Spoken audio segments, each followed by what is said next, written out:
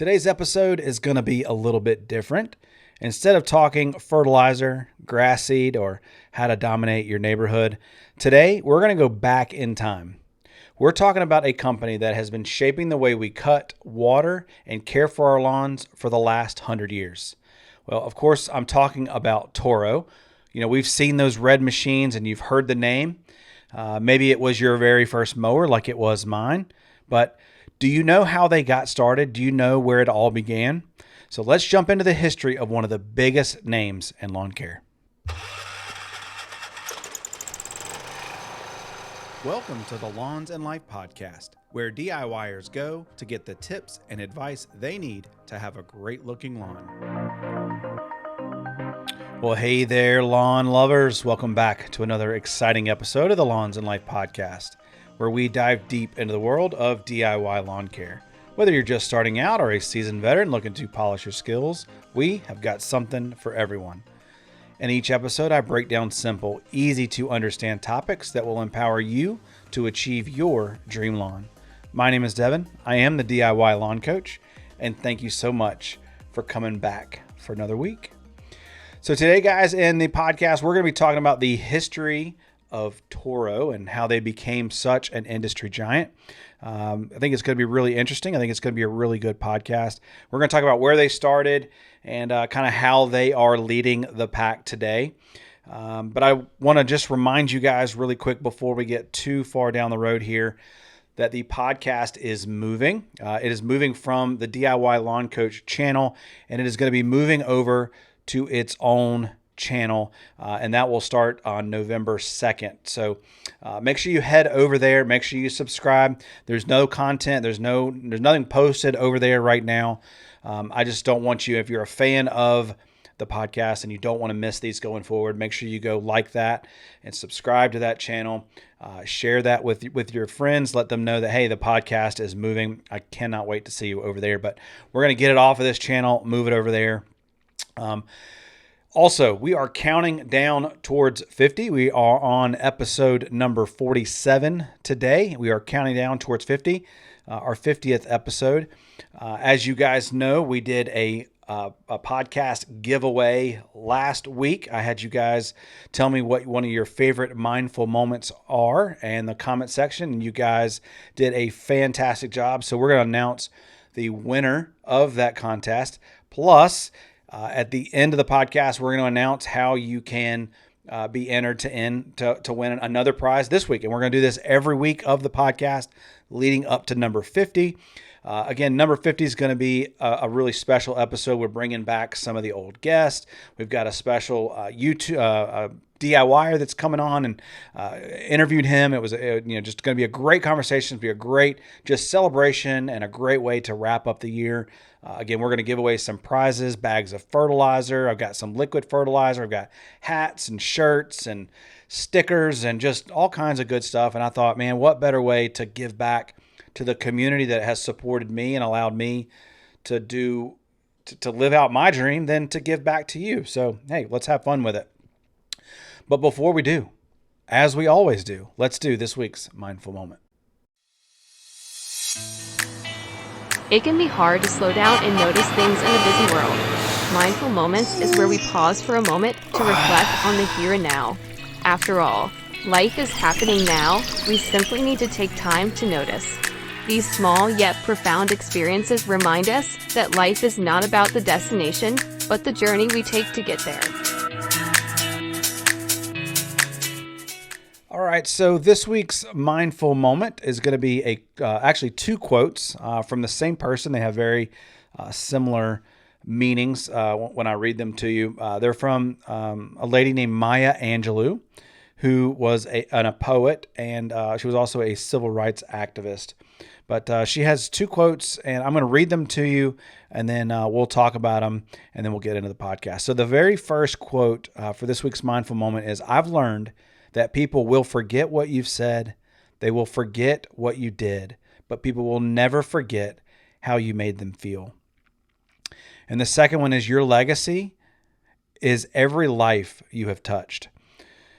So obviously, coming off the assassination and death of of Charlie Kirk, which still just continues to impact me every day, and how I feel. But I think about the way he impacted people's lives, or maybe the way that you want to impact people's lives. The reason why I started my YouTube channel was because I wanted to make a difference for somebody. I wanted someone to feel the way that I feel about lawn care, and the joy and satisfaction that it brings me. Now, again, we're just talking about grass here, and it's really, ultimately, it's not that important. But why I feel like these mindful moments is so important is because, we as humans can sometimes feel like we're alone, and things that we go through. And I just think it's important to talk about those things. And you guys, going back to the last week's contest and replying what your favorite mindful moment was. And that really touched me. And we'll call out some of those a little bit later in the video, in the podcast. But some of them really touched me because I know that what I'm doing, what I'm saying, is resonating with you, and it's making you feel a certain way. And that's really my goal. Again, I started this YouTube channel because I wanted to impact somebody's life. I wanted to be, I want, there's no point in keeping the knowledge and experience that I have about lawn care to myself. I want to share it. I want to share that joy with somebody else. So I'm going to read the quote one more time. It says, "I've learned that people will forget what you've said, and they will forget what you did, but they will never forget how you made them feel. And then your legacy is every life you have touched." And that just, again, going back to the Charlie Kirk thing, and just me as a person who wants to impact people's lives. And I challenge you to try to impact someone else's life in a positive way. And just remember that it's not what you say, it's not what you do, but how you make them feel.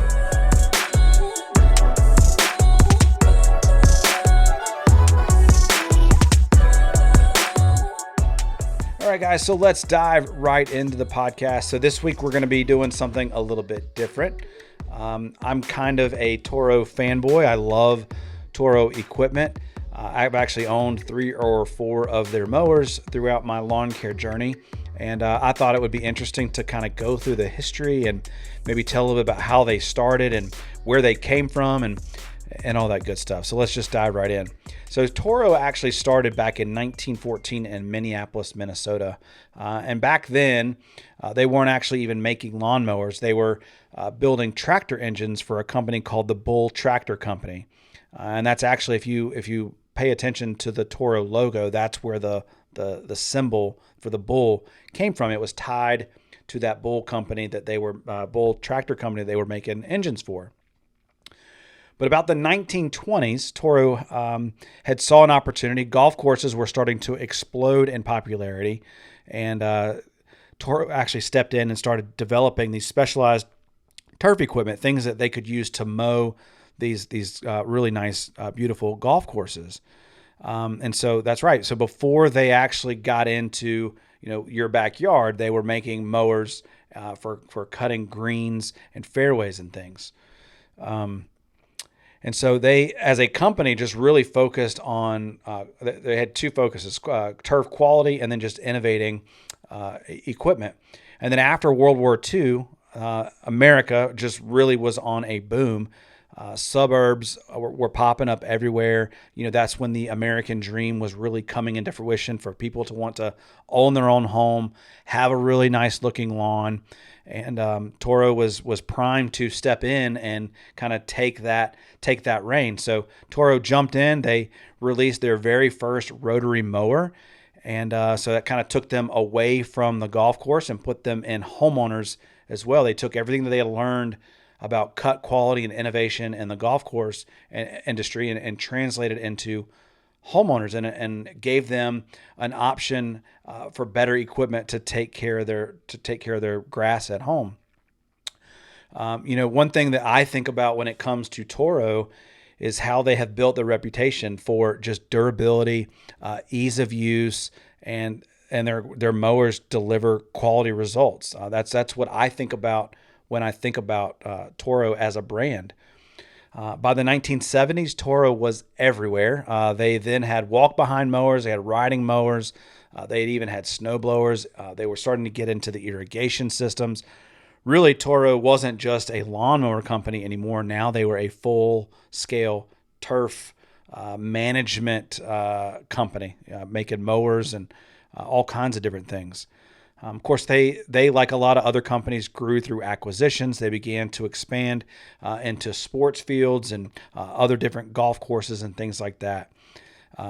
If you talk to people, though, especially today, what their very first mower was, chances are it was a Toro. I was one of those people. My very first mower ever was a Toro Recycler 21-inch. And I freaking love that mower. It ran great. It was very affordable. It just was a great, reliable, just a great mower. And that Toro Red, just beautiful. And it really became part of the American lawn story was Toro. And just growing up as somebody who, again, grew up with Toro, just, I trust them as a company for the products that they make. And they're reliable, and that as you go throughout your journey or your lifetime, you learn to like those particular types of equipment. So if you fast forward to today, Toro is still a major player. Obviously, they're really leaning into sustainability. Obviously, battery powered equipment is on the rise. Smart irrigation equipment. Different machines are designed to be more efficient. We talked about the battery-powered equipment. I mean, they've got not only robotic mowers, now they've got zero turns that are battery, and so they're really just kind of leading the industry when it comes to not only homeowner equipment but also professional equipment. Of course, they're still big in golf courses and sports management, sports turf. But they're also a brand that homeowners trust. So, whether you're pushing a mower or you're riding a zero turn, Toro has really kept that reputation for over 100 years. Again, I told you my very first mower was a Toro Recycler, and I freaking loved that thing. That was for my first house, and then when we moved, I actually purchased a Toro Time Cutter, which is that like a 30-inch deck, I believe. It had two blades on it. That is probably one of my all-time favorite mowers. I freaking love that thing. The cut quality was second to none. I love the 30-inch deck. It had a really powerful engine in it. It had bagger. I mean, it just was a great mower. And obviously, you guys know now I have a Time Cutter or Time Master. Is it Time Master, Time Cutter? I don't know. It's a 50-inch Time Cutter, I believe, that I just love. I've had it for 4 or 5 years now and just love it. It's so reliable. It starts every single time. I've not had any issues with it. And that really goes to, again, where Toro lays their head down at night, because they know that they're building quality, reliable pieces of equipment. All of them are engineered incredibly. They're well designed. They're just extremely reliable and durable, right? So they're just a great brand. All right, so here's the fun part. I want to hear from you guys. So what do you own a Toro? Would you ever consider owning a Toro? What was your first Toro? I'd love to hear from you. So make sure you leave me a comment down below. I'd love to hear from you, and I'd love to hear your Toro story.